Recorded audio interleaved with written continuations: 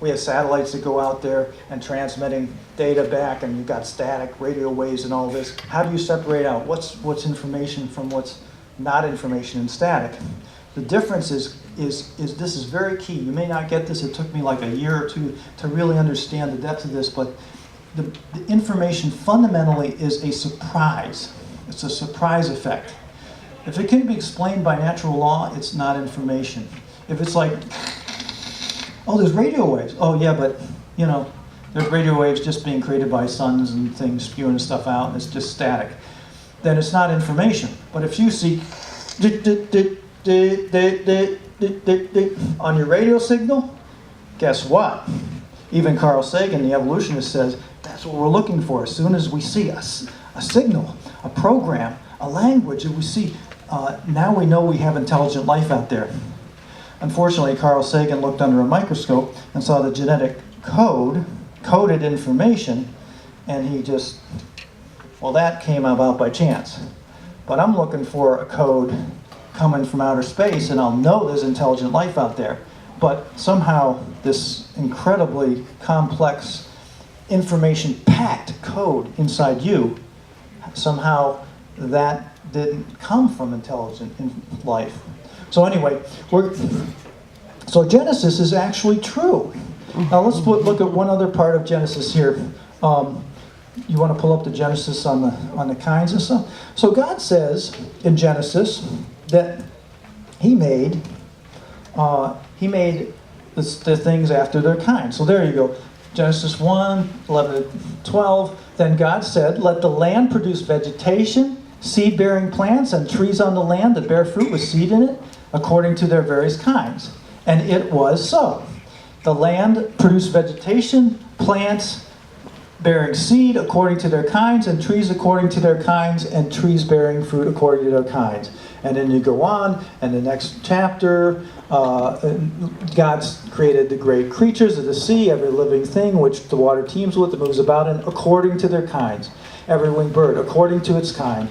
And God said, "Let the land produce living creatures according to their kinds, the livestock, creatures that move on the ground, wild animals, each according to its kind." So you get the picture, right? God is creating these creatures according to their kind. Now, what does that mean? Later, he says that these kinds basically would multiply. They would create more of the same.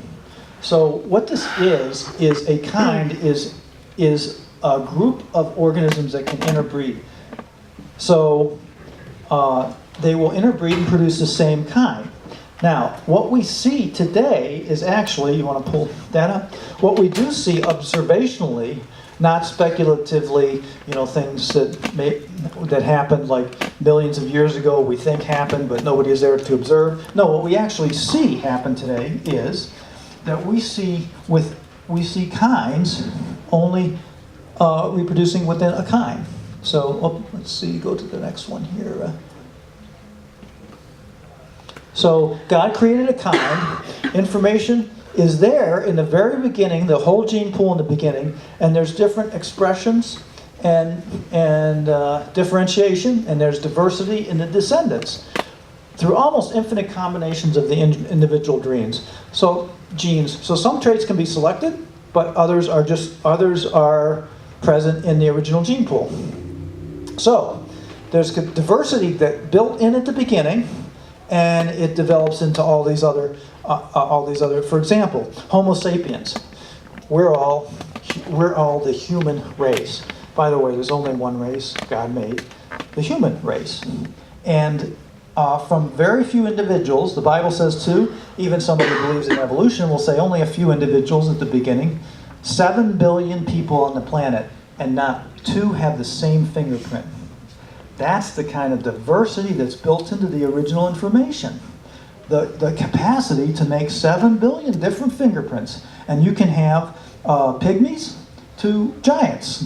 You can have people that are smart, people that are less smart, people that are fast, people that are slow, you have all kinds of diversity, but it's all built in to the information at the beginning. It's not really new information.